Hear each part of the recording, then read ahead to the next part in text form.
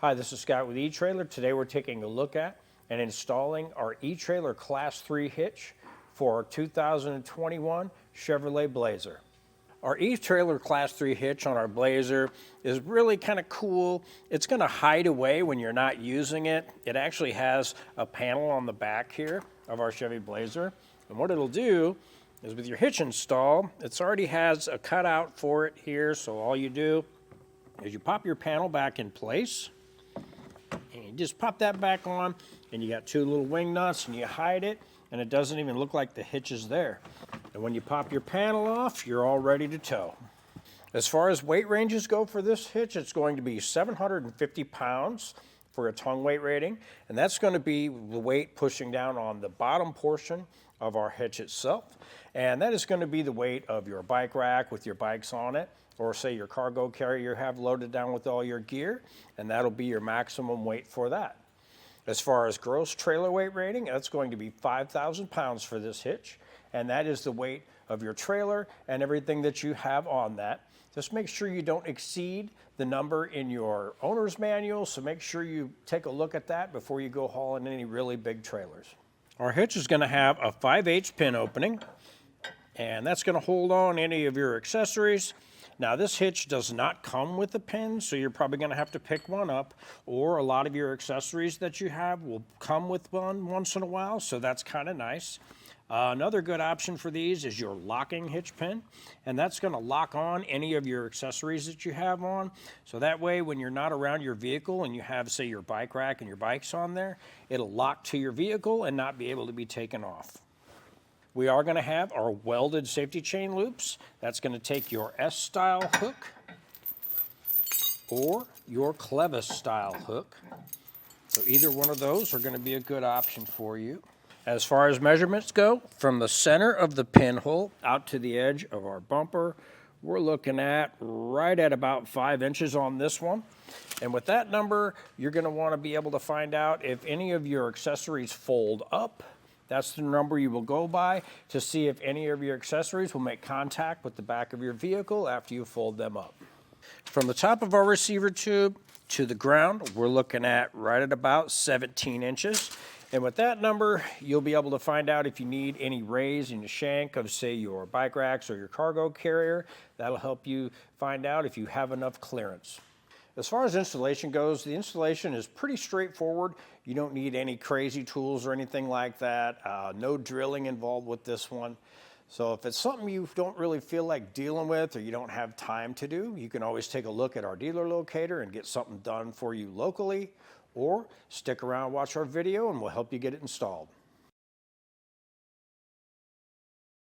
To start our installation, we're going to remove our panel that's on our back. It's going to be 2 wing nuts. Just give them a quick turn, and then you can get that popped out of the way. Now we have 2 T15 screws underneath. So let's get those backed out of the way. We're going to need to support our exhaust, so what we're going to use is a cam buckle strap. I'm just going to find a good place to get it. What this is going to do is support our exhaust.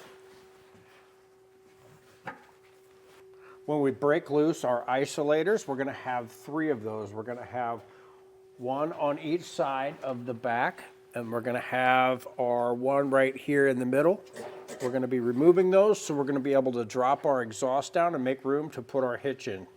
I'm going to start with our middle isolator. This is going to be a rubber one.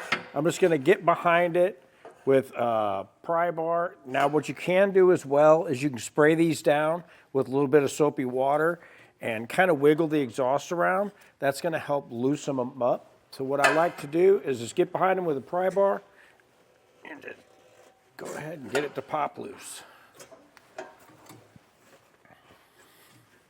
Now in the rear, our exhaust hangers have 2 bolts on each side. We're going to need to break those loose, and that'll allow us to get it dropped down. These are 15 millimeters, so I'll just take a socket and get these broke loose.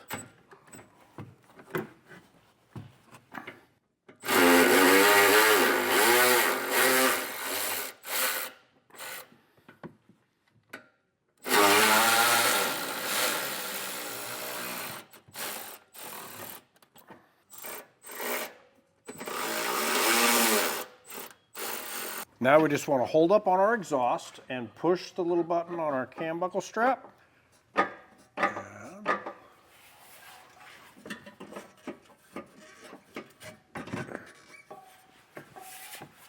There's going to be a little slot on our mounts that align our exhaust in the back, so we just need to get them out of there.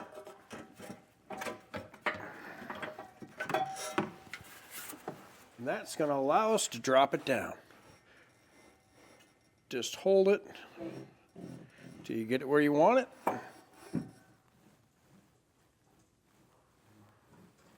And that should be good right there.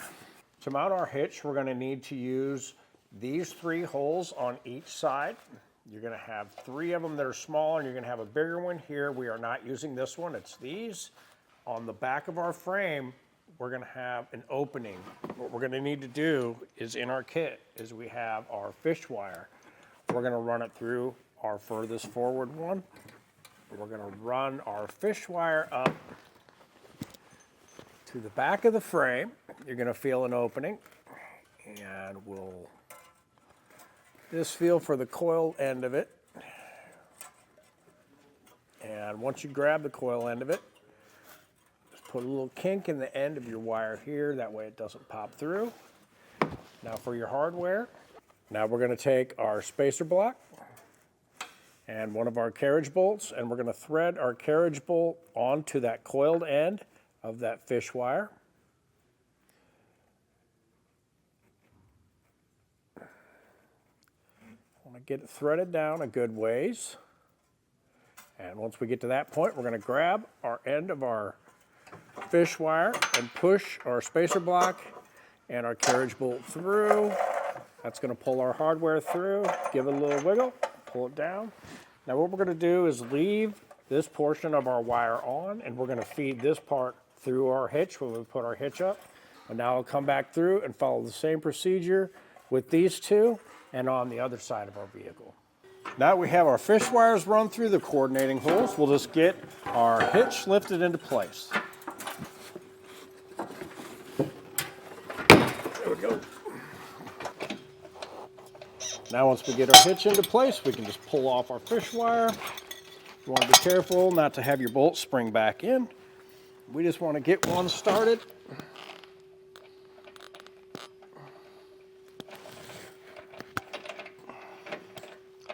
And run it up, hold your hitch up and run it up as far as you can by hand.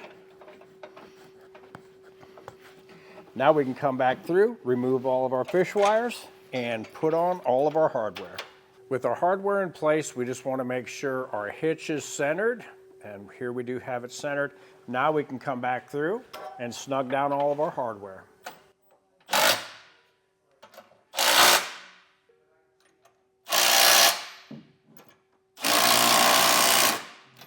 Now after we have our hardware snugged down, we'll come back through with our torque wrench and torque down our hardware to the specifications listed in our instruction manual. With everything torqued down, now we can get our exhaust put back in place. Make sure that you have your mounts up in the pocket. You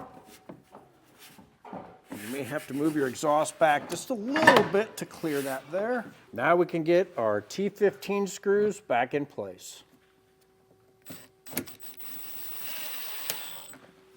And that was a look at our Etrailer Class III Hitch for our 2021 Chevrolet Blazer. I'm Scott with Etrailer. Thanks for watching.